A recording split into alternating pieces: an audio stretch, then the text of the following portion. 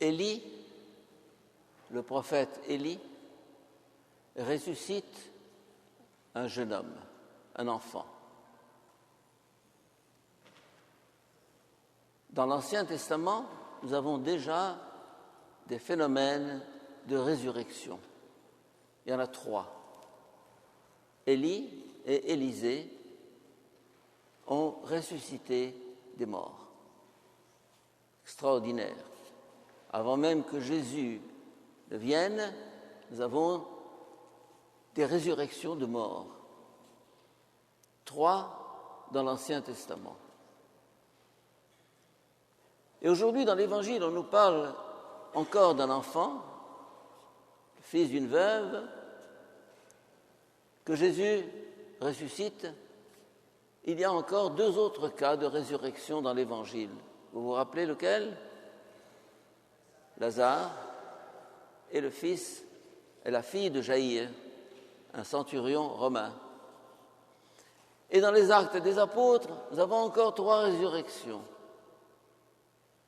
3, 3, 3.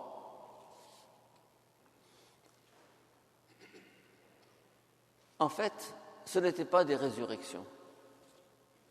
Ah, mais il était mort, oui. Et il est revenu à la vie, oui. Et alors pourquoi ce ne sont pas des résurrections ? Parce que ces 3 personnes qui sont ressuscitées sont mortes ensuite. On leur a donné 20 ans, 40 ans, 60 ans, 80 ans de vie, puis elles sont mortes. C'est pas ça la résurrection. La résurrection proclamée par Jésus, annoncée par Jésus, préparée par Jésus, et qui nous concerne à tous, et qu'on proclame à la fin du credo, je crois, à la résurrection des morts, à la vie éternelle. Amen. C'est une résurrection pour la vie éternelle.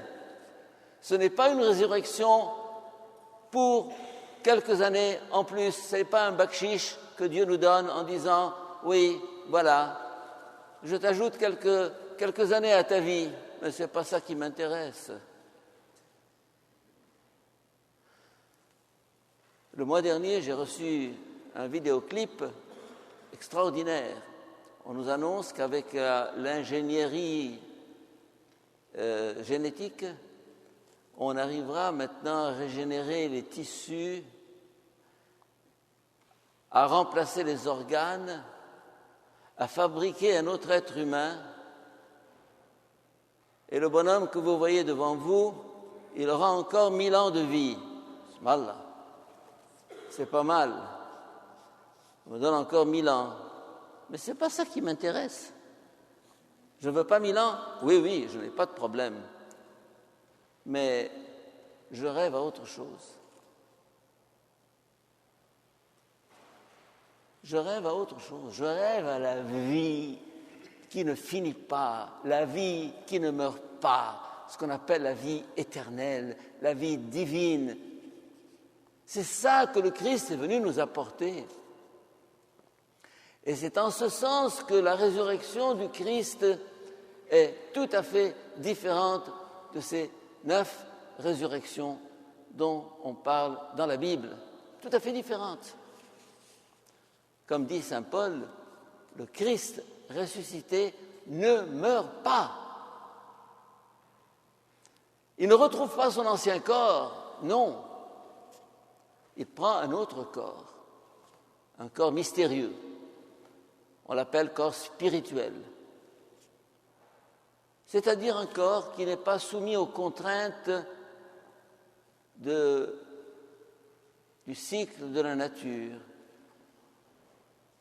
Un corps qui traverse les parois, un corps qui se trouve tout à coup à Québec, à Ottawa, au Caire, à Beyrouth. Sans comme ça, en un clin d'œil, en un instant. Un corps soumis au désir de l'esprit. Notre corps nous échappe, mes chers amis. Notre corps nous échappe. Et plus on avance en âge, et plus on s'aperçoit que tout fout le camp. Chaque jour, on a un problème.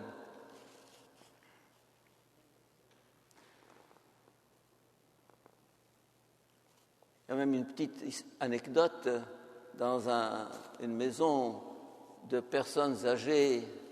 On a appelé cette maison la tribu des Tamalous. Pourquoi? Parce que chaque matin, chacun rencontre son compagnon ou sa compagne et il lui dit « Tamal où ?» Alors c'est devenu la tribu des Tamalous. Eh bien, ce n'est pas ça que Dieu nous annonce. Ce n'est pas une maison de vieillards où nous allons traîner une vieillesse indéfinie. Merci Seigneur. Non, ce n'est pas ça auquel j'aspire. J'aspire à autre chose. Le Christ est venu refaire l'homme.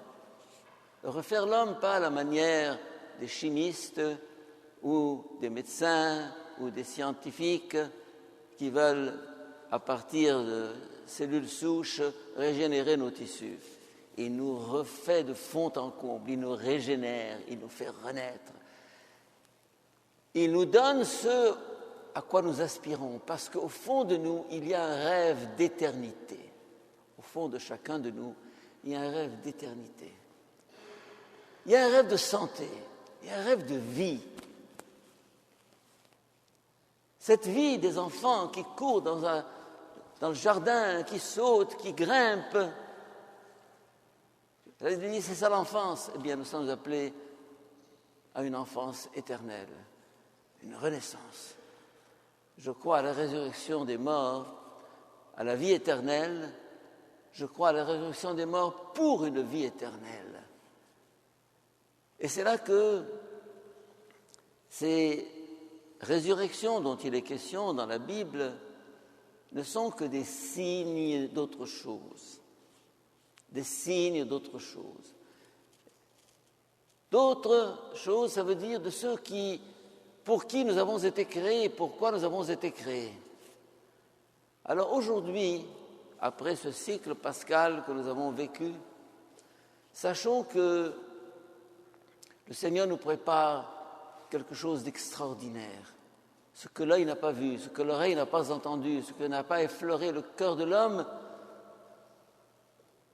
voilà ce que Dieu a préparé à ceux qui l'aiment. Et à partir de là, les contes de fées, les légendes, les histoires qu'on nous racontait quand nous étions petits, boire à la source de vie, eh bien, à l'élixir de longue vie, c'est vrai, c'est vrai, c'est vrai. On dit quelquefois que l'Évangile est un mythe vrai. Vous allez me dire, un mythe, c'est quelque chose qui n'est pas vrai. Eh bien, l'Évangile est un mythe vrai. Et la foi qui nous anime, et qui nous soutient, et qui nous pousse, eh bien, c'est cette foi en une vie qui ne finira jamais. Et ça, c'est vrai.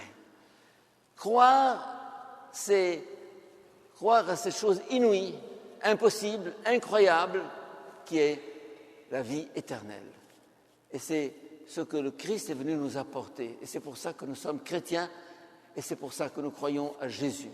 Il est celui qui a les clés de la vie et de la mort, et qui nous apporte sa vie éternelle, pour être avec lui, et tous ensemble, pour toujours, dans l'amour. Amen.